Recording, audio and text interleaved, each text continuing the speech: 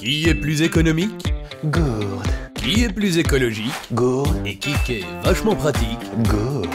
Ok, ça on savait déjà, mais laquelle choisir? Pour jouer Kepper, pour boire comme un bonhomme ou pour regarder un paysage les cheveux aux quatre vents dans un moment que l'on voudrait éternel, les gourdes, tout le monde trouve ça super, même les vieux barbus à queue de cheval qu'on dirait un Père Noël qui écouterait de la musique country.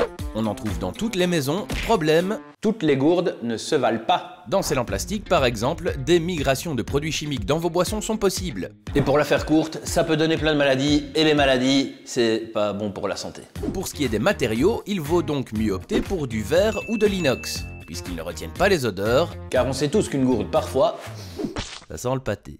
L'inox a l'avantage de garder le contenu au frais, c'est une matière robuste, inerte et qui dure dans le temps sans s'abîmer. et je sais ce que vous allez me dire, le verre, parfois, ça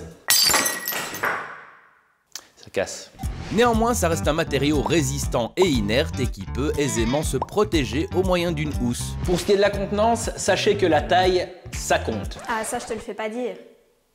Non, parce que ce ne sont que des mots, Sylvie, mais sache que parfois ça peut faire mal.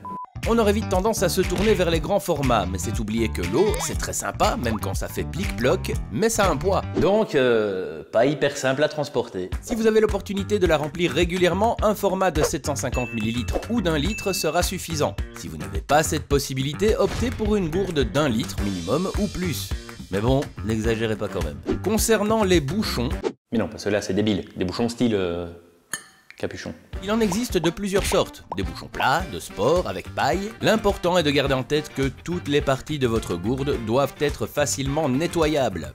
Oui, parce que les petites oreilles du petit nounours, c'est trop mignon, mais ça peut vite être à nettoyer. T'aimes pas ma gourde? Ah si, elle est super. Pour se faciliter la tâche, le mieux c'est de privilégier en amont une gourde à large goulot. Et puis, il y a tout le reste. Pensez à l'usage que vous ferez de votre gourde, posez-vous les bonnes questions avant de l'acheter.